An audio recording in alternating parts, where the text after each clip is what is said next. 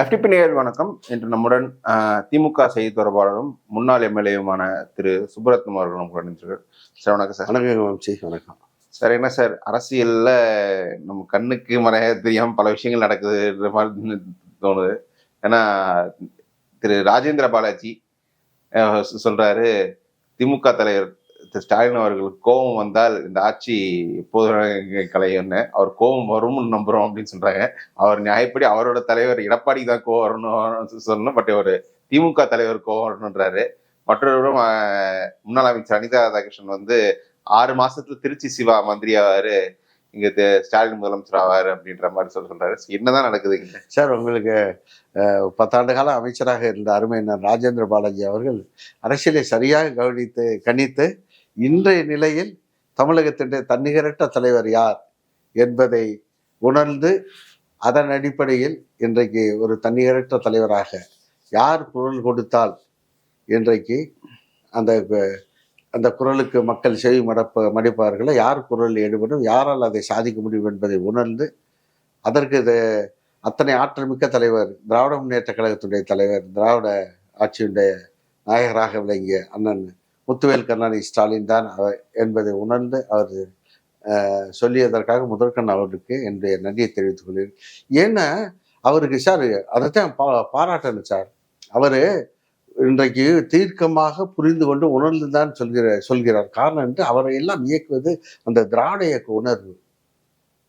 இன்றைக்கு என்ன பொது வாழ்க்கையில் கட்சி ஆரம்பிக்கிற வரையிலேயே எந்த தொடர்பும் இல்லாமல், எந்த ஆர்ப்பாட்டத்திலும் கலந்து கொள்ளாமல், எந்த போராட்டத்திலும் கலந்து கொள்ளாமல், எந்த மக்கள் பிரச்சனைகள்ல எதிலுமே செவி மடுக்காமல், ஏன்னா மக்கள் பிரச்சனை பற்றி சிந்திக்காமல் பேசாமல், ஏன்னா சினிமாவே உலகம் என்று இருந்து விட்ட ஒரு நபர் ஒரு அரசியல் கட்சியை உருவாக்கிவிட்டு இன்னும் அந்த அரசியல் இயக்கத்துக்கு கொள்கை என்ன, கோட்பாடு என்ன, சித்தாந்தம் என்ன என்பது கூட அறிவிக்கப்படாத நிலையில் ஒருவர் ஏதோ ஒரு மாயை, யாரும் நம்ப முடியாத ஒரு மாயை உருவாகி விட்டதை போல ஒருவர் ஆட்சியில் அமர்ந்து விட்டாரே, இந்த பேராபத்திலிருந்து தமிழ்நாட்டை மீட்டெடுக்க வேண்டும். தந்தை பெரியாரும் பேரறிஞர் பிள்ளை அண்ணாவும் அதற்கு பிறகு வளர்ந்த முத்தமிழர்கள் தலைவர் கலைஞர் அவர்களும், புரட்சித்தலைவர் எம்ஜிஆர் அவர்களும், புரட்சித்தலைவர் ஜெயலலிதா அவர்களும், இந்த அத்தனை தலைவருடைய ஒட்டுமொத்த உருவமாக 5 ஆண்டு காலம் திராவிட மாடல் ஆட்சியை நடத்திய அண்ணன் தளபதியார் அவர்களும் கட்டிக்காத்து வந்த இந்த திராவிட இயக்க உணர்வுகளையும், சித்தாந்தங்களையும், கொள்கைகளையும், கோட்பாடுகளையும் நாம் நிச்சயமாக தற்காலிகமாக ஏற்பட்ட இந்த பின்னடைவிலிருந்து மீட்டெடுக்க வேண்டும். அதற்கு எந்த தியாகத்துக்கும் நாம் எல்லாம் தயாராக வேண்டும் என்ற அடிப்படையில் தான் அண்ணன் ராஜேந்திர பாலாஜி அவர்கள் இன்றைக்கு யாரை இந்த ஆட்சி மாற்றம் என்கிற காரியத்தை யாரை எந்த தலைவனால் செய்ய முடியும் என்று உணர்ந்து அதை ஒரே ஒரு தலைவரால் தான் உருவாக்க முடியும். அதுக்கு தகுதியான தலைவர், ஆற்றல் மிகுந்த தலைவர், திராவிட முன்னேற்ற கழகத்துடைய தலைவர் நான் தளபதியார் அவர்கள் என்பதை மிக தீர்க்கமாக சிந்தித்து அந்த கருத்தை அவர் தெரிவித்தார். திமுக அதிமுக கூட்டணிக்கு சேரணும்னு மறைமுகமா அழைப்பு விடுக்கிறாரு. சார், நாங்க அதுல இப்ப எங்களுக்கு திராவிட திமுகவுக்கும் அதிமுகவுக்கும் கொள்கை கோட்பாடு ஒன்றுதான் சார். உங்களுக்கு எங்களுடைய 2 இயக்கங்களுக்கும், திராவிட முன்னேற்ற கழகத்திற்கும் சரி, அதிமுகவுக்கும் சரி, எங்களுடைய தலைவர்கள் என்பது தந்தை பெரியாரும் பேரறிஞர் நீதி கட்சி தான் சார். எங்களுடைய துவக்கம் என்பது எங்களுடைய பூர்வீகம் நீதி கட்சியிலிருந்து, அதிலிருந்து பிறகு வந்தவர்கள் பகுத்தறிவு இயக்கமாக, சுயமரியாதை இயக்கமாக, திராவிட கழகமாக தந்தை பெரியாரை ஏற்றுக்கொண்டு அரசியல் இயக்கமாக திராவிட முன்னேற்ற கழகத்தை பேரறிஞர் அண்ணா துவங்கிய பிறகு பேரறிஞர் அண்ணா திமுகவில், பிறகு அண்ணா காலத்திலேயே டாக்டர் கலைஞர் அவர்கள், டாக்டர் நாவலர் போன்றவர்கள் அந்த தலைவர்களிருந்து பணியாற்றிய, அண்ணாவிற்கு பிறகு கலைஞர் தலைவராக பிறகு பொருளாளராக இருந்து பணியாற்றிய, அண்ணா காலத்திலே அத்தனை மாநாடுகளில் கலந்து கொண்டு உரையாற்றிய, தேர்தல் பிரச்சாரம் செய்த புரட்சித்தலைவர் எம்ஜிஆர் அவர்கள் என்ன, இப்படி எல்லாமே ஒரு குடும்பமாக நாங்கள் இருந்தவர்கள். எம்ஜிஆரே திமுக அண்ணா காலத்தில் 1952 திராவிட முன்னேற்ற கழகத்தில் உறுப்பினர் ஆயிட்டார்ல. தலைவர் காலத்துக்கு 1956 திருச்சியில் திராவிட முன்னேற்ற கழகம் தேர்தலில் கலந்து கொள்ளாமா வேண்டாமா என்ற வாக்கெடுப்பு நடந்த பொழுது மேடையில் இருந்த முன்னணி தலைவர்களில் புரட்சித்தலைவர் எம்ஜிஆர் ஒருவர் இல்ல. அப்படி வந்து இந்த 1952 கழகத்தில் இணைத்து கொண்டு தொடர்ந்து அண்ணாவின் தலைமையை ஏற்று கழகத்தால் அவர் வளர்ந்தால் அவரால் கழகம் வளர்ந்தது என்ற நிலையை உருவாக்கி பிறகு அண்ணாவின் மறைக்கு பிறகு முத்தமிழறிஞர் தலைவர் கலைஞர் அவருடைய தலைமை ஏற்று டாக்டர் கலைஞர் அவர்கள் கழக தலைவர், டாக்டர் ஆவலர் பொதுச் செயலாளர், புரட்சித்தலைவர் எம்ஜிஆர் பொருளாளர் என்று 3வது இடத்தில் இருந்தவர் புரட்சித்தலைவர் எம்ஜிஆர். எனவே நாங்கள் வந்து ஒரு குடும்பத்தில் வகித்து வந்தவர்கள். பிறகு கலைஞருக்கும் எம்ஜிஆருக்கும் கருத்து வேறுபாடின் காரணமாக எம்ஜிஆர் வந்து 72ல தனி கட்சி துவங்கினார். எல்லாம் சரி, மாறி மாறி அதற்கு பிறகு 10 ஆண்டு காலம் புரட்சித்தலைவர் எம்ஜிஆர் ஆட்சியில் இருந்தார். அவருக்கு பிறகு டாக்டர் கலைஞர் வந்தார். 91 அம்மா வந்தாங்க, அப்புறம் கலைஞர் வந்தார், அம்மா வந்தாங்க, கலைஞர் வந்தாங்க. மாற்றி மாற்றி திராவிட ஒன்றா திமுக அல்லது அதிமுக என்ற நிலை தான் தமிழ்நாடு பைபோலார் பாலிடிக்ஸ் என்ற அடிப்படையில் இயங்கி வந்தது. ஆனால் என்ன சோதனையோ திராவிட இயக்கத்திற்கு வந்த ஒரு பெருஞ்சோதனையாக இன்றைக்கு திடீரென்று ஒரு மாற்று கட்சி தாவேகா என்ற ஒரு கட்சி ஆட்சிக்கு வந்ததனால் நாங்கள் எல்லாம் இன்றைக்கு எங்களை சுய பரிசோதனை செய்து கொள்கிறோம்.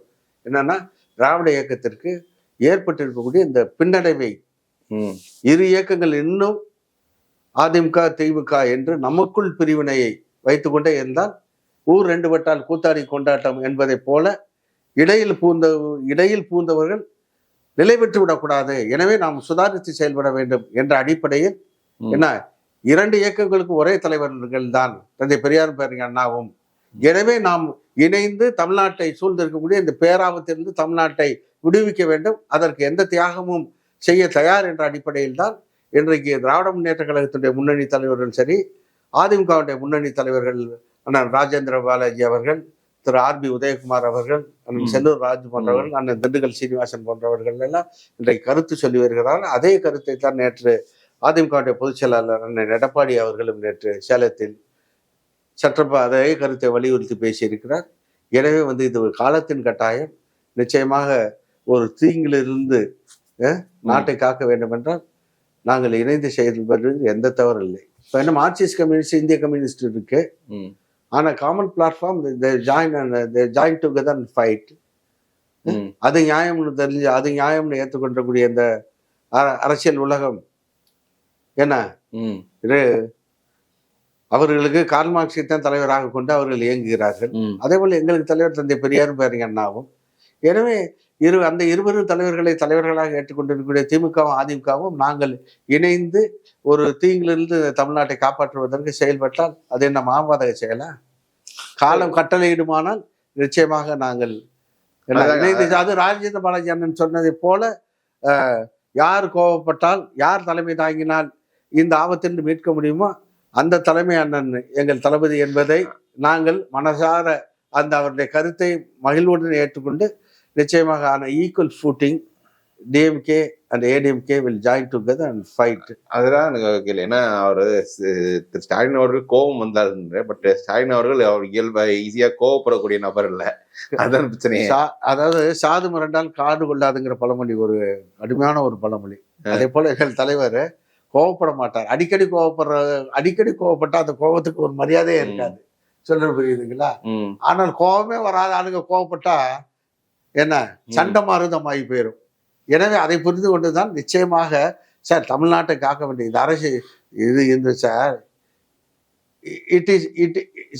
It is very much a fight for the survival of the Dravidian மூவ்மெண்ட்டுங்க. திராவிட இயக்கங்களை எழுச்சி பெற செய்ய வேண்டும். மீண்டும் அதோடைய to restore Dravidian ideology to its past glory. சொல்றது புரியுதுங்களா?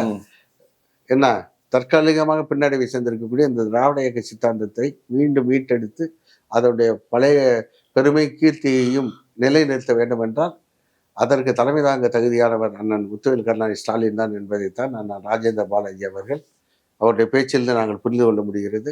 நிச்சயமாக அப்படி வருகிற பொழுது 2 இயக்கங்களை இணைந்து வருங்காலத்தில் தமிழ்நாட்டை தீய சக்திகளிடமிருந்து மீட்டு இந்த நாட்டு மக்களுக்கு நாங்கள் நல்லாட்சியை தருவோம். சரி, என்னன்னா திரு அனிதா ராதாகிருஷ்ணன் சொல்லும் போது இல்ல பாஜகவுடன் கூட்டணி வைப்பதற்கான வாய்ப்பு இருக்கு என்று சொல்றாரு. எப்படி சார் ஒரு 10 ஆண்டு காலம் பாஜக கடுமையா சார் அது வந்து 10 ஆண்டு காலம் நாங்க தாங்கி பிடிச்ச ராகுல் காந்தியை வந்து பட்ட பகல் பச்சை துரோகம் பண்ணிட்டு போய் மாற்று அணியில போய் அதனுடைய வழிகாட்டு தலைவர் போல ராகுல் காந்தி செயல்படுகிற பொழுது அண்ணன் அனிதா ராதாகிருஷ்ணன் அவர்கள் தொண்டர்களுடைய உணர்வுகளை பிரதிபலிக்கக்கூடிய வகையில ஒரு செய்தியை சொல்கிறார். எப்படி வந்து ராகுல் காங்கிரஸ் கட்சி திராவிட முன்னேற்ற கழக தலைமையிலான எங்கள் தளபதி கழக தலைவர் தளபதியார் தலைமையிலான கூட்டணியில் காங்கிரஸ் கட்சி இடம்பெற்றது. மற்ற கட்சிகளுக்கெல்லாம் இடத்தை குறைத்து கொடுத்தாலும் காங்கிரஸ் கட்சிக்கு கூடுதலான இடங்கள் கொடுக்கப்பட்டது. அவர்கள் கேட்டபடி ஒரு ராஜ்யசபா சீட்டும் கொடுக்கப்பட்டது. சரிங்களா? இத்தனையும் செய்த பிறகு திரு ராகுல் காந்தி அவர்கள் எங்கள் தலைவருடன் இணைந்து ஒரு பிரச்சாரம் கூட செய்யல. ஆமா, சொல்லப்படுறீங்களா? இன்னும் காங்கிரஸ் கட்சியே ராகுல் காந்தியை பிரதமர் வேட்பாளர் என்று சொல்லாத நேரத்தில் அவரை பிரதமர் வேட்பாளர் என்று என்ன டாக்டர் கலைஞர் அவர்களுடைய சிலை தரப்பு அண்ணா அறிவாலய வளாகத்தில் அன்னை திருமதி சோனியா காந்தி அவர்கள் திறந்த நிகழ்ச்சிக்கு வந்த ராகுல் காந்தியை வரவேற்று பேசுகிற பொழுது எங்களுடைய தலைவர், அன்றைக்கு எதிர்கட்சி தலைவர், கழக தலைவர் தளபதியார் அவர்கள் அந்த பிரதமர் வேட்பாளராக இந்த காங்கிரஸ் கட்சியை அறிவிக்காத நேரத்தில் அறிவித்தவர் எங்களுடைய தலைவர்.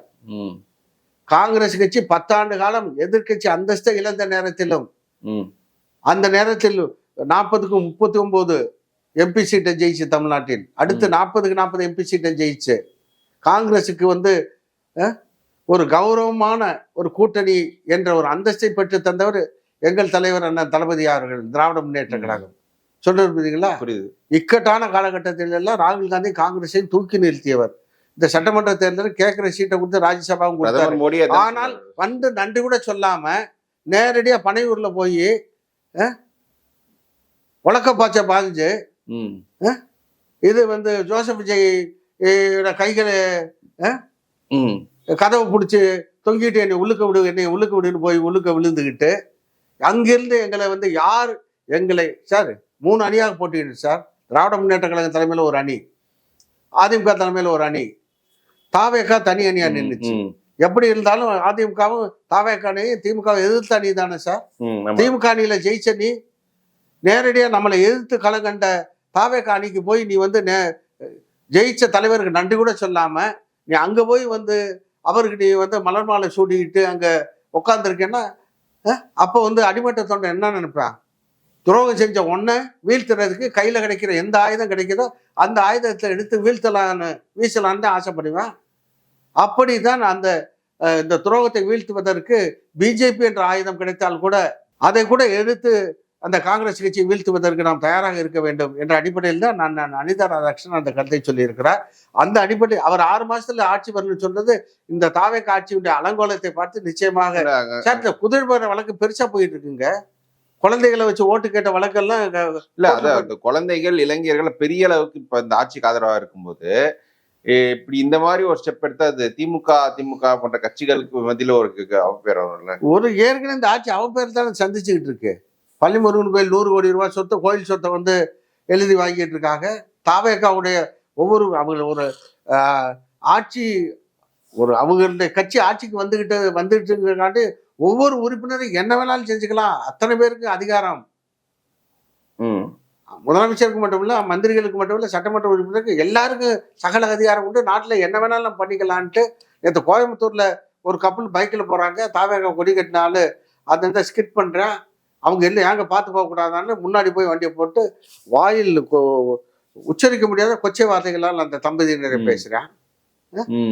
இங்க பாருங்க, கிருஷ்ணராயபுரத்துல ஒரு தாவேகாவுடைய ஒன்றிய செயலாளர், ஒரு மகளிர் அணி நிர்வாகி வீட்டுக்குள்ள போய் திருமணம் ஆகி குழந்தைகள் பெற்ற ஒரு பெண்மணியை கிருஷ்ணராயபுரத்தில் தாவேகா ஒன்றிய செயலாளருங்க தன்னுடைய ஆசைக்கு இணங்க சொல்லி தொடர்ந்து தொல்லை கொடுக்கிறான். நேற்று வந்து இதுல வந்து காவல் நிலையத்தில் புகார் அளிக்கப்பட்டிருக்கிறது. இன்னும் இந்த சைட்ல ஒரு இடத்துல இப்படி வந்து எங்க பார்த்தாலும் தாவேகா நிர்வாகிகள் எந்த குற்றம் தமிழ்நாட்டில் நடந்தாலும் 70% குற்றங்கள் தாவேகா நிர்வாகிகளால் நிகழ்த்தப்படுகிறது என்ற சூழல் உருவாகிக்கிற பொழுது எந்த இளைஞனையும் தொடர்ந்து ஒரு ஆதரவு தெரிவிக்க போறாங்க. மக்கள் இப்ப ஃபீல் பண்றாங்க. உங்களுக்கு ஏன்னா 1,31,00,000 பேருக்கு மகளிருக்கு மாதம் 1000 ரூபாய் ஒரு உடன்பிறந்த சகோதரன் தகப்பன் கூட செய்யாத காரியத்தை செய்த ஒரு முதலமைச்சர் என்ன புதுமை பெண் திட்டத்தின் மூலம் கல்லூரி செல்லும் பெண்களுக்கு 1000 ரூபாய் கொடுத்த முதலமைச்சர். ம். தமிழ் புதல்வன் திட்டத்தின் மூலம் கல்லூரி செல்லக்கூடிய மாணவர்களுக்கு 1000 ரூபாய் கொடுத்த திட்டம். காலை உணவு திட்டம். தாய்மார்கள் வந்து பிள்ளைகளுக்கு காலையில சோத்துக்கு என்ன பண்ணுன்னு கவலை இல்லாத அளவுக்கு, பிள்ளை பெற்பது உங்கள் கடன், காலை உணவளித்து அதுக்கு கல்வியும் கொடுப்பது என்னுடைய கடன் என்று ஒரு தாயாகவும் தந்தையாகவும் மாறி தாயுமானவராக விளங்கிய எங்கள் தலைவர்.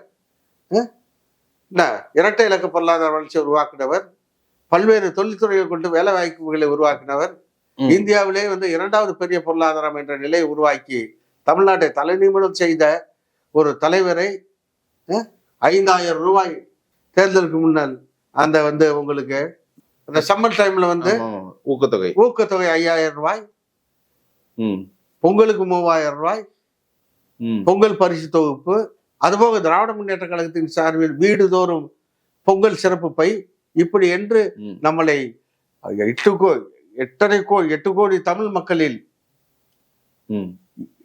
அன்றைக்கு தளபதியார் ஆட்சியின் கீழ் செயல்படுத்தப்பட்ட திட்டங்களில் ஏதோ ஒரு திட்டத்தினால் பயன்படாத ஒரு குடும்பம் கூட இல்லை என்கிற அளவிற்கு அத்தனை குடும்பத்திற்கும் ஏதோ ஒரு திட்டத்தை கொண்டு போய் சேர்த்த ஒரு மாபெரும் தலைவர் அண்ணன் தளபதியார் அவர்களை என்ன ஏதோ ஒரு சில ஏமாந்து ஒரு ஓட்டு தான் போடுறோன்னு நினைச்சு நம்ம ஒவ்வொருத்தரும் ஒரு மாற்றுக் கட்சிக்கு ஓட்டு போட்டதுனால நம்மளுக்கு படியால இந்த மகாராஷ்டிரனுக்கு துரோகம் பண்ணி போட்டோமேன்னு இன்றைக்கு தாய்மார்கள்லாம் மிகுந்த வேதனையோடு பேசுகிறார்கள். எனவே எவ்வளவு விரைவாக நாங்கள் செய்த தவறுக்கு பரிகாரம் தேட முடியுமோ அவ்வளவு விரைவாக நாங்கள் பரிகாரம் தேட தயார் என்ற மனநிலையில் இன்றைக்கு தமிழ்நாட்டு மக்களும் இருக்கிறார்கள். குறிப்பாக மகளிர் இருக்கிறார்கள். இன்றைக்கு அவர்கள் வாக்களித்த இளைஞர்கள் எல்லாம் நாட்டில் நடக்கக்கூடிய சட்ட ஒழுங்கு பிரச்சனைகள், சிறார்களுக்கு பாலியல் துன்புறுத்தல்கள், இன்னும் நடக்கக்கூடிய அத்துமீறல்கள் இவர்கள்லாம் உணர்ந்து கொண்டு, எனவே இது ரசிகர் பட்டாளம் என்பது வேறு, சினிமா என்பது வேறு. ஆட்சி நடத்துவதற்கு தகுதி வாய்ந்த ஒரு அரசியலில் பக்குவப்பட்ட பழுத்த ஒரு தலைவர் தேவை. அந்த தலைவர் 60 ஆண்டு கால பொது வாழ்க்கைக்கு சொந்தக்காரர், திராவிட முன்னேற்ற கழகத்துடைய தலைவர் தளபதியார் தான் என்பதை மக்கள் இந்த 60 நாட்கள் முடிவெடுத்து என்றைக்கு தேர்தல் வரும் அவரை முதலமைச்சராக கோட்டைக்கு அனுப்பலாம் என்று ஆவலுடன் காத்திருக்கிறார்கள். அதைத்தான் அண்ணன் அனிதா ராதாகிருஷ்ணன் அவர்கள் மக்களுடைய நாடி திருப்பி புரிந்து அவர் தெளிவாக இல்லைன்னா இப்போ வந்து ஒரு விஜய் அவர்கள் கரூர்ல பேசும்போதே திமுக கூட்டணின்ற பேசிட்டு இருக்காரு.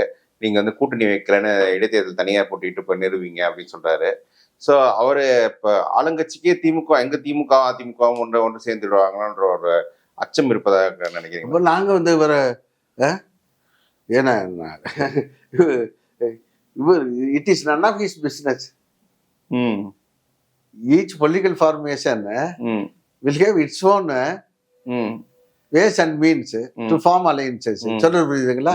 ஒவ்வொரு அரசியல் கட்சியும் அவர்கள் வெற்றி பெறுவதற்கான வியூகங்களை வகுப்பது அவர்களுடைய தார்மீக கடமை. சொல்றது புரியுதுங்களா?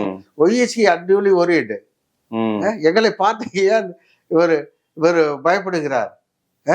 அப்ப நாங்க ஒண்ணு சேர்ந்தோம்னா திராவிட இயக்கங்களோட சக்தி உனக்கு புரியுதா? இப்ப நாங்க 2 பேரும் பிரிஞ்சு இருக்கனால ஓடால வந்துட்டான் அப்படிங்கிற குற்ற உணர்வு உங்களுக்கு தெரியுது திரு விஜய் அவர்களே. நாங்கள் ஒண்ணு சேர்ந்தா நீங்க காணாம போயிருவீங்கிற உண்மையை நீங்க உணர்ந்துகிட்டீங்கல்ல. அப்ப நான் சொன்ன மாதிரி எங்களுடைய சித்தாந்தத்தையும் எங்களுடைய தலைவர்களுடைய பெருமைகளை காப்பாற்ற நாங்கள் காலம் கட்டறினால் நிச்சயமாக நாங்கள் ஒன்று சேர்வோம். தமிழ்நாட்டை சூழ்ந்து இருக்கக்கூடிய இந்த இருளிலிருந்து தமிழகத்தை மீட்டு மோசடிக்காரர்கள் கையில் இருக்கக்கூடிய ஆட்சியை மீட்டெடுத்து மீண்டும் தமிழ்நாட்டினுடைய திராவிட இயக்க ஆட்சியை நிறுவுவதற்கு எங்களுடைய தளபதி அவர் அத்தனை திட்டங்களை உருவாக்குவார். அதற்கான வியூகங்களை வகுப்பார்.